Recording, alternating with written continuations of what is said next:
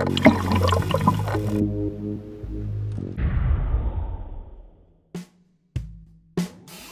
everybody, welcome back to another video. Today we are heading to South Florida to film and photograph wild alligators underwater. It was an amazing trip and I hope you enjoy coming along for the ride.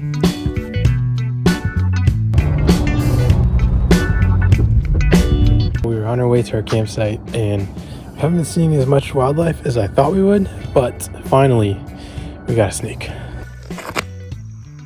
Little scarlet snake.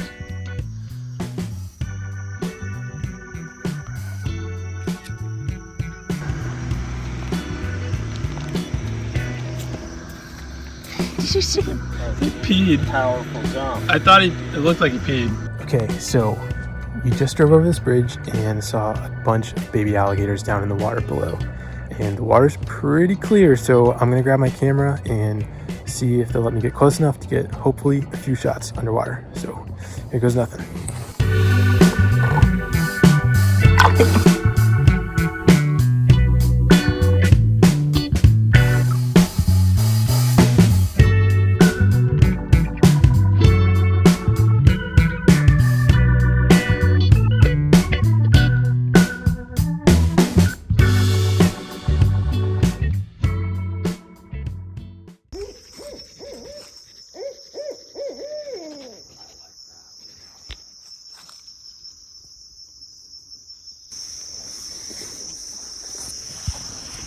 All right, we escaped the mosquitoes. We're going to bed.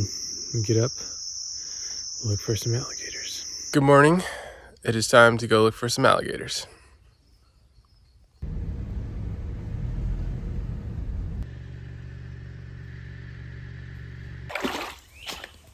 As we explored the swamp, I had to grab my camera and get some footage of the blooming air plants and new growth out in the cypress dome.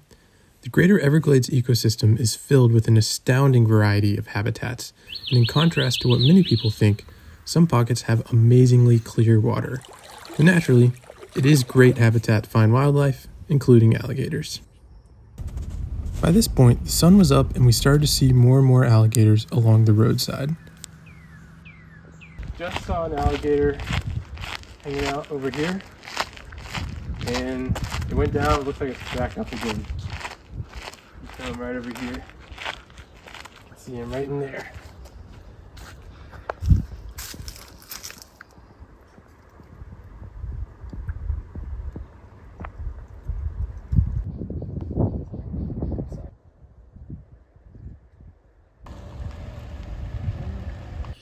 So the sun is out and the alligators seem to be moving around a little bit more than they were earlier this morning. So I think we're gonna get our gear and head deeper into the cypress dome and start snorkeling and see what we can film.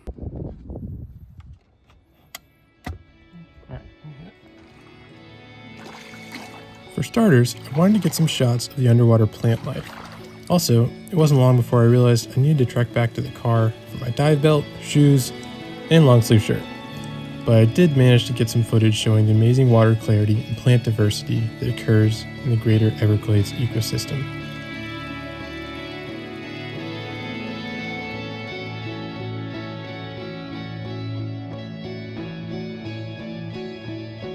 I also took a split-shot photo in the cypress dome. Now, I need to make a disclaimer here. I do not recommend that anyone snorkel with wild alligators. In addition to being a wildlife photographer and videographer, my full-time job is actually as a crocodilian biologist, and I've spent years working with alligators and crocodiles in both captivity and the wild. I've studied these animals extensively and have snorkeled with them in the wild dozens of times. And although alligators aren't the monsters people think they are still powerful, large animals.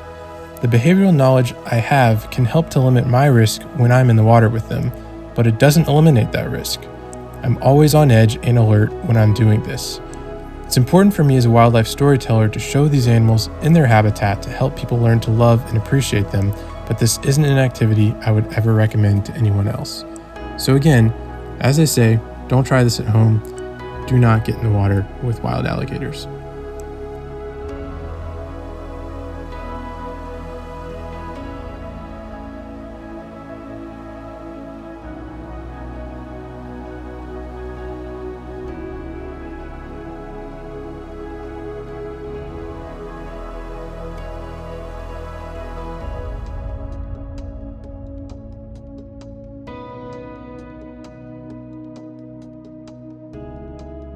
Not long after the first gator, we came across this nearly 8-foot-long individual lying on the floor of the swamp. As I came closer, it suddenly turned its huge head right towards me. However, I quickly realized that it was because it only had one eye. The alligator just wanted to be able to see me with his good eye. Alligators have sensory cells on their face that can detect pressure changes underwater, so he knew right where I was, but he wanted to get a look at me to make sure I wasn't a threat.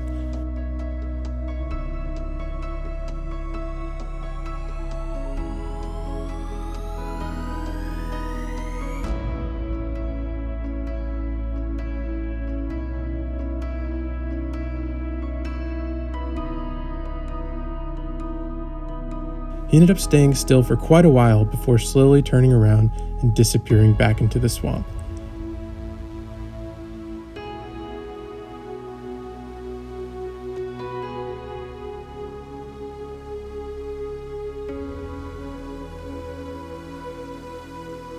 Here are a few images I took while being in the water with these amazing dinosaurs.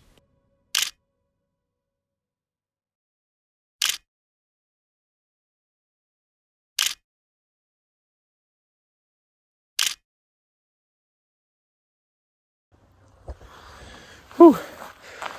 That was awesome. Always a privilege to get to share the water with an alligator. The most annoying thing about it was there were all these fish that kept biting our knee pits, and it hurt.